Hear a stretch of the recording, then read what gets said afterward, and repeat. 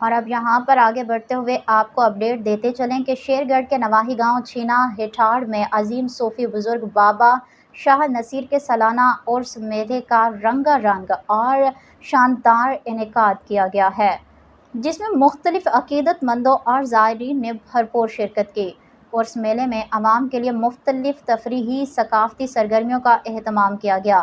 بچوں اور خواتین کے لیے جھولے، کھانے پینے کے اسٹالز اور دیگر روایتی لوازمات موجود تھے۔ میلے کا سب سے نمایاں پہلو کبڈی کا بڑا مقابلہ تھا، جس میں ضلع اکاڑا اور ضلع قصور سے تعلق رکھنے والے معروف اور ماہر کبڈی کھلاڑیوں نے حصہ لیا۔ مقابلہ نہایت دلچسپ اور سنسنی خیز رہا، جنہیں دیکھنے کے لیے دور دراز سے شائقین کی بڑی تعداد میدان میں امڈ آئی۔